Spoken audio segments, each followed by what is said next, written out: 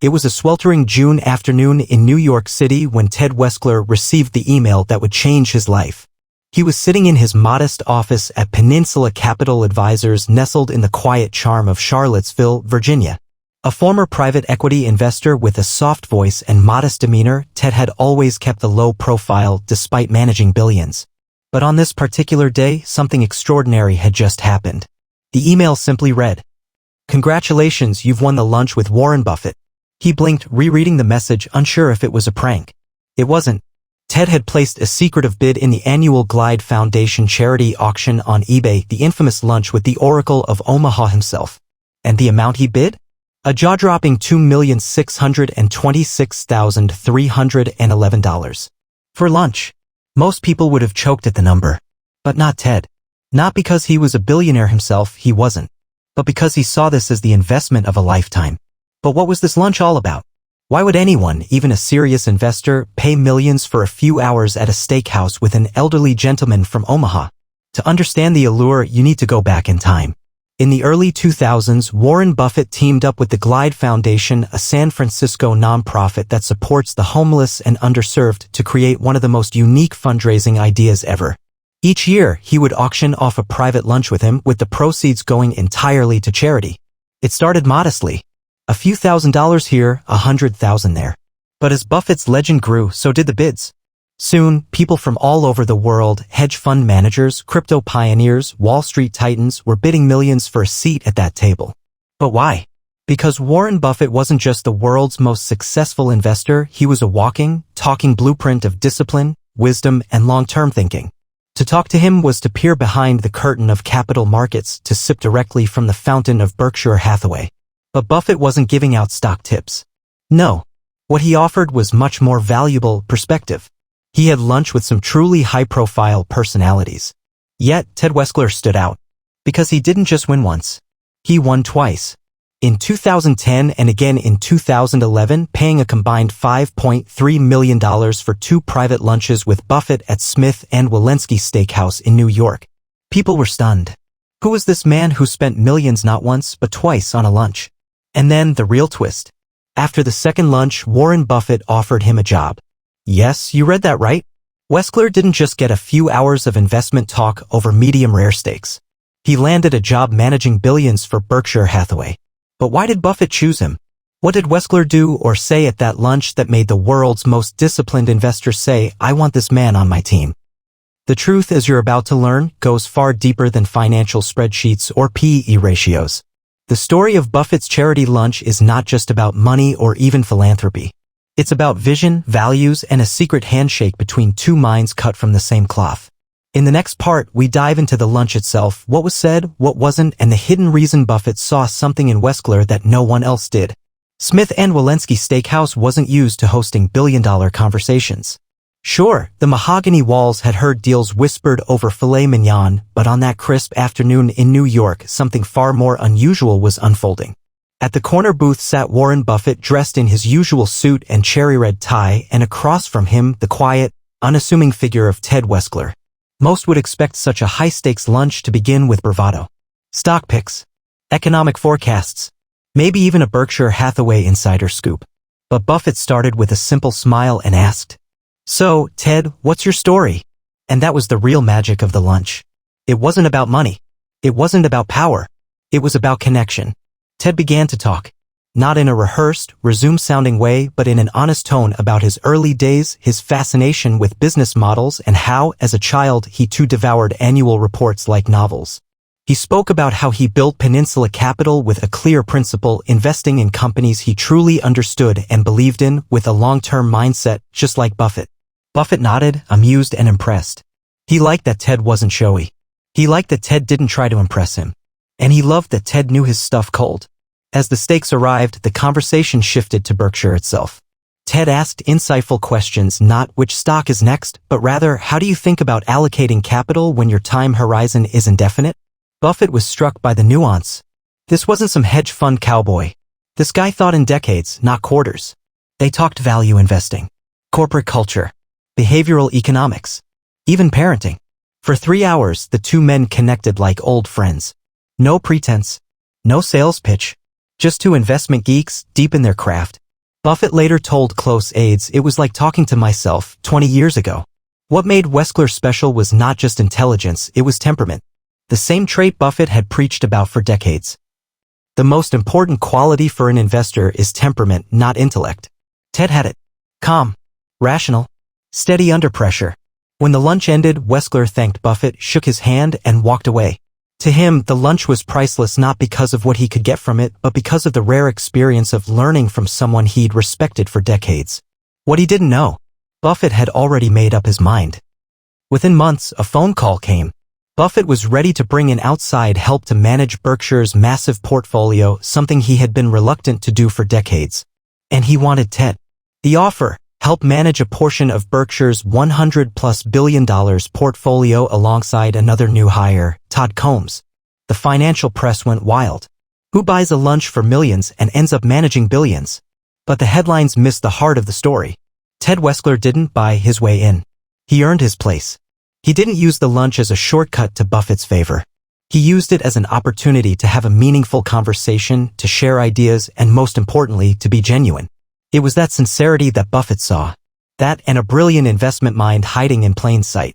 But Buffett never just gives. He tests. He watches. And Ted passed every test, not through hustle, but through humility. Before the bidding wars, the million-dollar price tags, and the media buzz, the charity lunch was born out of something simple and deeply personal. In the late 1990s, Buffett was spending more and more time in San Francisco visiting Susan Thompson Buffett, his beloved wife. Though they had chosen to live separately for many years, their bond remained incredibly strong. During those visits, Susan introduced Warren to Glide Memorial Church, a nonprofit deeply rooted in the Tenderloin district of San Francisco, a neighborhood filled with addiction, poverty, and homelessness. Glide wasn't a traditional charity. It was a place of unconditional support. A sanctuary for people who had hit rock bottom, addicts, survivors, the homeless, and the hopeless. The church, under the leadership of Reverend Cecil Williams, operated with one guiding philosophy: radical inclusion. No judgment. Everyone deserves dignity. Susan was moved. So was Warren. At first, Buffett simply donated quietly. But then he had an idea. What if he offered something only he could offer, not a keynote, not an autograph, but his time? In 2000, the first Power Lunch with Warren Buffett was auctioned off on eBay. It raised $25,000. A respectable start. But over the years, something wild happened. Investors realized that this wasn't just about meeting a legend, it was about access to a mindset. And the numbers began to climb. $250, 000, then $650, 000, and eventually over $1 million a year. All for a lunch. But here's the beautiful irony. Buffett, the world's most successful investor, known for his frugality and disdain for luxury, became the centerpiece of one of the most extravagant acts of charity ever seen. When asked why he kept doing it year after year, Buffett replied, "Glide really takes people who have hit rock bottom and helps bring them back. Nobody's a throwaway." It wasn't about publicity. It wasn't even about the money. It was about honoring Susan's compassion and ensuring her legacy lived on through the work of Glide. After her death in 2004, Buffett continued the tradition every year without fail. And over time, that single lunch raised over $53 million for the foundation. Think about that. One lunch a year, feeding thousands, treating addicts, giving shelter, counseling, and care. It became Buffett's most human investment. And for bidders like Ted Weschler, the act of bidding wasn't just about strategy. It was a gesture of alignment with Buffett's principles, with philanthropy, and with the idea that capital is most powerful when it serves others. In interviews, Ted once joked that his bid was the equivalent of buying an extremely high-priced MBA, except this one came with steak and root beer. But beneath the humor, there was reverence. Because Weschler knew the lunch wasn't a loophole into Buffett's empire. It was a testament to the idea that relationships, intention, and humility mattered more than any financial metric. The media often got it wrong. They made it sound like Buffett had hired the highest bidder. But those who knew Buffett best knew he would never be bought. He simply recognized something in Ted, a spark, a mindset, a shared integrity. And so, this yearly lunch became more than an event. It became a ritual of reinvestment, not into stocks, but into human dignity. When Ted Weschler officially joined Berkshire Hathaway in 2012, the financial world was cautiously curious. He wasn't a household name. He didn't have a flashy Wall Street pedigree. He wasn't loud. He wasn't on CNBC. And yet, he was about to help manage tens of billions of dollars with Warren Buffett's full trust. How? Because Buffett wasn't looking for someone to copy his style. He was looking for someone who understood the philosophy behind it. Buffett once said, "It's not about IQ. You don't need to be a genius. What you need is the right temperament and the ability to think independently." That's what Weschler brought to the table. His first years were quiet, deliberately so. No public announcements. No flashy performance reviews. But behind the scenes, Ted was reshaping a portion of Berkshire's portfolio. One of his earliest standout investments? DaVita Incorporated, a dialysis company. Critics were skeptical it wasn't a tech darling or a consumer staple. But Weschler saw what others missed: a moat, consistent cash flow, and long-term demand. Another gem? Apple. Yes, Apple. While Buffett often steered clear of tech stocks for most of his career, it was Weschler and fellow investment manager Todd Combs who initially pushed the idea. They saw Apple not just as a tech company but as a consumer brand with fanatical loyalty, a powerful ecosystem, and unbelievable cash flow. That early belief paid off.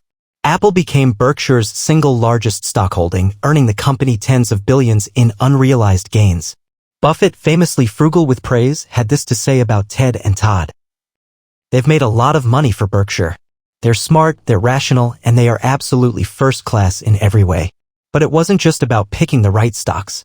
Ted brought a fresh set of lenses to modernize Berkshire's investment approach without betraying the core values Buffett had built the company on. He understood the evolution of industries, emerging business models, and how data could sharpen decisions. Yet through it all, Ted remained humble. He kept his head down, focused on research, read voraciously, and maintained the kind of emotional discipline that made him a perfect fit for Buffett's long-view strategy. In one rare interview, Weschler said, "If you're investing with a short-term mindset, you're competing with half the planet. But if you're thinking 5 to 10 years out, there's almost no competition." That quote struck Buffett to his core. Because that was the secret. That was the magic. Not chasing headlines. Not swinging at every pitch. But waiting patiently, sometimes for years, for the right opportunity.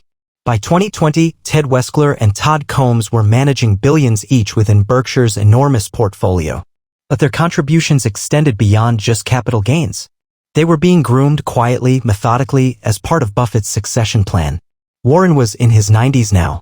And while his wit and wisdom remained razor-sharp, he knew that Berkshire had to outlive him. He needed stewards. Not just managers, but caretakers of a philosophy built over nearly a century. In Ted, he saw someone who could carry the torch not with flashy suits and magazine covers, but with principle, patience, and purpose. In many ways, the $1 million lunch wasn't a transaction. It was an interview, and a test, and a conversation that sparked a mentorship between two investment minds separated by decades but united by discipline. By the time Warren Buffett announced the final charity lunch in 2022, the world had changed dramatically. Markets had gone through multiple booms and busts. Tech giants had risen. Crypto had entered the scene. The world had weathered a global pandemic. But through it all, one tradition had quietly stood the test of time. The Power Lunch with Warren Buffett. From $25,000 in 2000 to $19 million in the final bid, the lunch had become more than an annual auction. It had become a symbol of values in a world that often seemed to forget them. Let that sink in. $19 million for 90 minutes of conversation. Was it excessive? Some critics thought so. But Buffett saw it differently. He once remarked, "People will always want to talk about how to make money. But very few stop to think about what to do with it once you have it." That right there was the secret behind the lunch. Because for Buffett, wealth was never the end goal. It was simply a tool. A tool to build. A tool to uplift. A tool to transform lives, including your own. The lunch may have appeared to be about investing, but in truth, it was about legacy. Just think about the layers of return. Glide Foundation, a once local charity in San Francisco, became nationally known, raising over $53 million to support housing, food, healthcare, and hope. Ted Weschler, a private investor who quietly bid millions, found a seat at one of the most powerful tables in global finance. Berkshire Hathaway, through that connection, strengthened its foundation for the future with leadership rooted in humility, not ego. And Buffett himself? He honored the memory of his wife, Susan, and created one of the most meaningful traditions in philanthropic history simply by offering what he valued most, his time and wisdom. But perhaps the most overlooked impact? The inspiration. For every billionaire who bid, there were millions of everyday investors watching from afar. Dreamers. teachers, young entrepreneurs, students in Middle America tuning into interviews, reading Berkshire's letters, hearing the stories behind the steakhouse table. They didn't need to pay millions to learn from Buffett. His message was always open source. Save consistently. Avoid debt. Invest in what you understand. Be patient. Think long-term. And above all, act with integrity. One high school teacher from Nebraska once wrote to Buffett after the lunch auction, "I can't afford to eat at Smith and Walensky, let alone sit across from you, but your annual lunch reminds me that wisdom is worth pursuing even if I'm not a millionaire." Buffett responded, handwritten, "You're richer than you think. Keep teaching. Keep compounding. The return is greater than dollars." As the final lunch came and went, it marked the end of an era. No more eBay auctions. No more steakhouse spectacles. But the story, this legacy, will live on in business books, podcasts, dinner table conversations, and investor circles for decades to come. Because in the end, the true value of that lunch wasn't in the steak, the setting, or even the stock picks. It was in the idea that capitalism and compassion don't have to be enemies. That money, when stewarded with vision, can lift lives. And perhaps most important, that the greatest deals you'll ever make aren't written on contracts. They're written in the impact you leave behind. So next time someone asks, "Why would anyone pay $1 million for lunch?" you'll know what to say. Because sometimes one lunch can feed the soul of an entire generation.